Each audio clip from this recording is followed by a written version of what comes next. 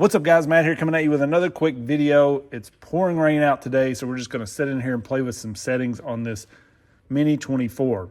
Now my initial video of this thing, I really just kind of covered the install into the Ascent18 and ran it a little bit. We did adjust a couple things, drag brake and stuff, but I didn't talk a whole lot about the tuning and stuff on this, so we're gonna get into that a little bit more.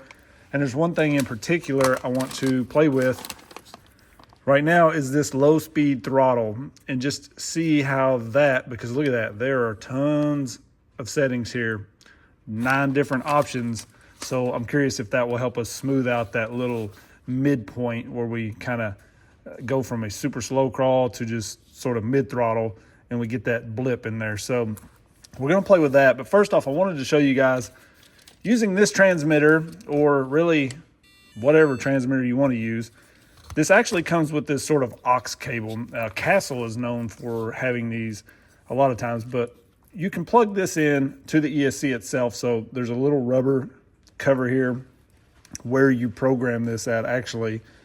So you will remove that and plug this in. So from there, you can connect this to any open channel on your receiver. We could connect it to one of these buttons, but it would just be like an on-off.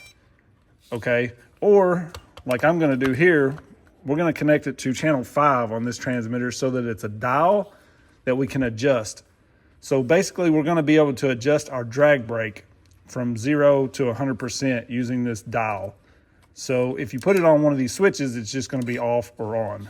But if we put it on this channel 5 dial, as you'll see, we have full control of our drag brake, which is a really cool thing.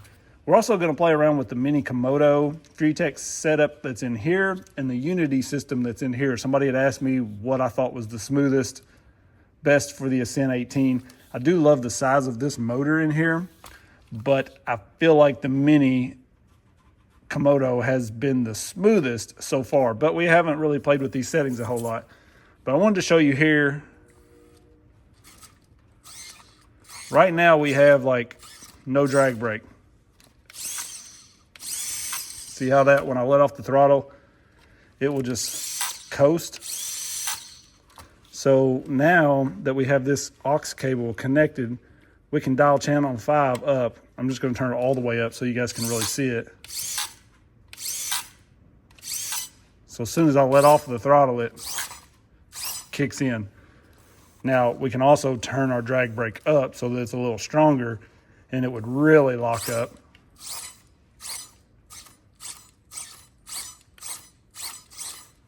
All right, so I can show you the difference that this actually makes here.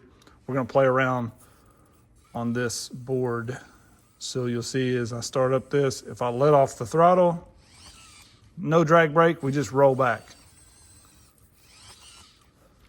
So if we dial this up, let's turn it up just maybe halfway.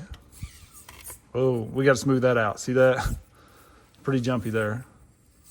Takes it a little getting used to. Well, that didn't really seem to do much at all. Let's just go ahead and turn it up a little more.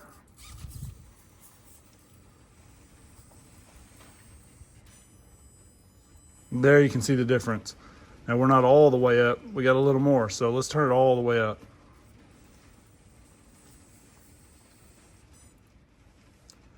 That's all the way up on the Ascent18. Now we can, like I said, we can adjust our drag brake rate. So let's bump that up, see if we can get 100%. As I mentioned before, this is not really the correct program card. Doesn't matter. Don't pay any attention to the chart down here on whatever card you have. Just pay attention to these numbers and use your manual here. So item, use that for your item number, and then your option for your value. So I've played around with this for a long while, and I kind of feel like I got it fitting my personal taste anyways. You'll see the transition is pretty good there. I still get a little jump going from there to a little bit more speed, as you can see right there probably. From that point on, it ramps up pretty well. Drag brake is holding the best I can get it. I actually played with the drag or the max brake force, which I didn't think had anything to do with the drag brake itself, and it didn't. But that's just when you go from forward to brake, basically, to my knowledge anyways. But I feel like this fits me. I've got a pretty good smooth transition. I like that there's really not a dead spot in the throttle. So I turned the neutral range as low as possible because I like to see the truck react as soon as I start doing something. And you can see there's like no dead zone in there. If you watch my finger in that motor, as soon as I touch that throttle, that motor is starting to move. And then from that point, it's really on my finger to be as smooth as I can to ramp that up. But I think that is much smoother. Right there's that little jump, but it seems to be much smoother than it was. So I'm going to connect this card again one more time and just show you guys the settings that I am now running. Only thing we may have to watch is I do have the FOC power all the way up, and the motor's getting a little warm, so we may have to dial that back down a bit if we get into some rough situations and it's really putting stress on that and we're getting heat. So value 1, which is our running mode, obviously I have forward and reverse. 2, brushless, obviously. That's if you want to run a brush motor with this, you can. You would just switch that to option 1 or value 1, and that would be brushed. Our cutoff voltage, the low voltage cutoff, I dropped that to auto low. I run small batteries a lot of times, so I usually run them fairly low. Not too low, but I get my usage out of my battery. Motor rotation for me, this is clockwise. BEC voltage, I did bump that up to 7.4. Drag brake force is at 100%, which is what it was originally. The drag brake rate, I also bumped to level 9. Max reverse force, I changed that to 100%. I like to have just as much throttle in reverse as I do forward. I can use it or I don't have to, you know, so that's up to you. If you prefer a little slower reverse speed, you can dial that down. Max brake force, that I'm gonna turn that back down to just what they originally had it, because I didn't feel like that doesn't do anything for my drag brake. Punch, I turned that all the way up. I like to live on the edge. I like to have all the punch I can get. That's why I always run 3S. I turned it up. I like it. So you can change that that's just basically when you punch that thing, what's it gonna do? Is it gonna just ease into it, or is it just gonna snap, you know? So I like for it to just go wild.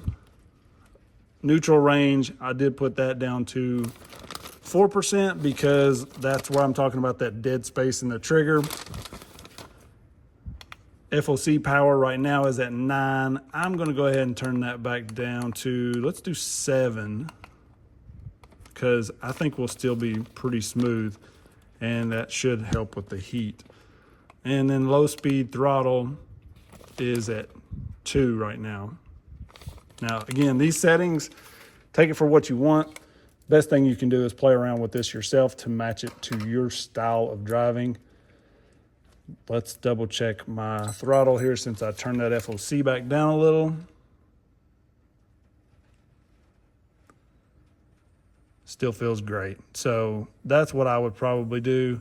I feel like that's probably going to have more to do with the heat than anything, but maybe the brake rate and stuff, drag brake as well. But I think that will work. So that's really my settings for this. Let's play around with the Unity and the Mini Komodo, just kind of doing the same thing. I know there's nothing like just taking it out and crawling it, but just so you guys can kind of see it here. All right, so we've got the Unity in this guy, and I gotta say with the Furitek, the best thing about the Furitek is 100% the app. Being able to adjust stuff right here on the fly while you're driving the truck. You don't have to disconnect something or hook this back up, unplug this, plug that, you'll see my transition is really pretty dang smooth. And watch this, okay? So here's our drag brake. About the same as the Hobbywing, right? But look at our drag brake setting. 0. Watch this. Okay, we're at 100 now. Look at that. So you can totally adjust your drag brake and you can get full lock. It says high drag brake value can cause high ESC temperature. So play with that as you will, but if you want full lock, you can get it. We turn that down. We can probably even turn it down. We don't even have to have at 100% to get a hold. There it goes. So let's see if we just go like 25. Even at that, it's letting it move, slip just a little. I can see it. I don't know if that's the tire slipping or if it's just letting it move a hair, but you can totally get full lock with this. And then you can, another thing is it supports 8.4 volt. So I do prefer that. I like the throttle. You can calibrate here, which I went over calibration in my initial video on the Hobbywing. You can do that on there. You can change your punch and stuff here as well, your low speed. But the throttle curve, I really like to play with that sometimes because I like to have a slightly different curve on my reverse. So for me, my finger isn't as smooth in reverse as it is forward. It's really not that great in forward, but a lot of times when I go to reverse, I'm really jumping with these trucks. You can see there a little bit, but I can adjust my throttle curve in reverse to be different than the curve in forward. And I do prefer being able to do that. So I just love this app, and I wish Hobbywing would do the same thing for their trucks. I do know some of their like 10 scale and stuff has Wi-Fi, but you got to buy like a extra Wi-Fi link or something like that. It should have just been built in is my point, but lots of adjustment there. You can see this, it's really not that much smoother in my opinion straight away, but I do feel like there's more tuning options. So I think you can even this out to fit your style a little better than the Hobbywing. And this is not a bash the Hobbywing video. This is just sort of comparing the two. And then we're going to run the Mini Komodo next, which I feel like is the smoothest to me. Now we did get fairly warm there, just running this a little bit here, using that drag brake. It's not hot, but there's some heat building. So that drag brake, that's why I usually just kind of leave that turned down to 0 because I don't mind the rollback, but just watch your heat temps when you're messing around with that. All right, now we're gonna run the Mini Komodo with the Python Pro integration. For me, this has by far been the best filling combo. The transition is just really, really good. And I really haven't adjusted throttle curve or anything on this, but it just feels really good. Our drag brake, I have that at about 10 there, and it holds perfectly. If we turn it down to 0, it's about like all of the others. See there, so at 0, it's gonna have a little rollback. Let's see if we just bump it to like 5, if it'll hold. It holds pretty good even at that. So max brake, I really don't even need that up. That was probably just that way originally. So power FOC 14, these are just some of my settings here. We're just 7.4 on this servo. But again, throttle curve, I don't think I haven't adjusted throttle curve on this at all. And it just feels really good. But you know, that's something we can play with.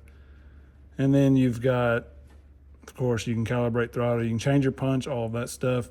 Telemetry, if you want to use the telemetry, that's something I never use ever, but some people love it. So I know somebody wanted to know about the Injora as well, and this is a great budget combo. Works just as good as the Hobbywing in my opinion. I do prefer the tuning on the Hobbywing, even though I have to use the program card. I would much rather do that than deal with the AM32 software, connecting this to the PC and dealing with that. I hate tuning on that software. It just doesn't work well for me. But this is a really good system for the price. I would like to see some of these wires just shortened up. The battery lead, obviously, I could not use an adapter and change that out, shorten it up. The power switch is pretty big and just long, lanky wire on it. So I would like to see a couple changes made to it, but for the price, it's probably 10, 15 bucks cheaper than the Hobbywing. It's a great system. For me, I would go ahead and spend the 15 bucks for the Hobbywing, but that's up to you guys. So just wanted to mention my thoughts on this one and why I didn't really include it at the moment. So in closing, you can go a couple different ways here. This setup's gonna be almost twice as much as this one. So this is the best I've ran in my opinion. It's just the smoothest, the tuning on the fly. I don't have to stop, plug this in, change a setting, go run it. That's not right. Plug this back in, change something, go run it.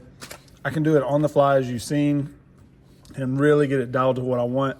Throttle curve and all of that stuff is adjustable through the app, whereas you really don't have a lot with this. It's a little more basic. It's got some good tuning, actually. You know, a lot of times we don't get that much programming with these micro systems. So we've got quite a bit there. I'm not saying like you can't do what you want with this, but there is more here, and it's much easier to go about doing, okay, and getting dialed in perfectly. I like the 8.4 volt BEC on here versus 7.4, but the value in this at 75 bucks, it's great. Do I think this is twice as good? No. So for me personally, if I was buying these, starting over, buying one or the other, I'd probably have to go this route just for the price alone because, you know, it's half the price, basically. Now, you are going to have to source your own pinion here, which is sometimes a big deal for people. And then you're going to have a separate receiver.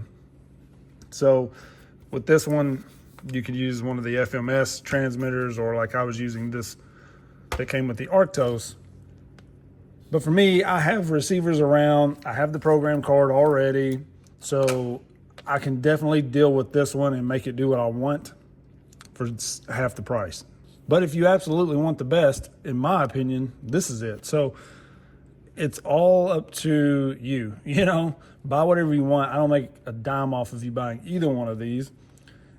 And I get that these trucks, they're totally different. This one has no weight added. It's all stock gearing. This one has brass everywhere. It has overdrive in the front. This one's sort of the same as this. So all of that matters. I don't remember the pinion that I'm running on here. That matters. Gearing obviously makes a big difference. It's been more than a day since I put these together, so I really just don't remember the gearing, but this one is stock gearing. So for the price, this Hobbywing is hard to beat. But if you really, really just want the absolute best, in my opinion, this is it. So take that for what you want. It really doesn't matter. I'm just in here on a rainy day having some fun. I know this is not out on the rocks. Somebody's going to say, well, you did a comparison. You didn't even crawl. See ya. But, you know, like, I'm just showing you on the bench some tuning settings, what I'm running here and here, what I think I'm going to run here for best results, and then we'll crawl when it's not a freaking hurricane out. So I appreciate you guys sticking around. Peace.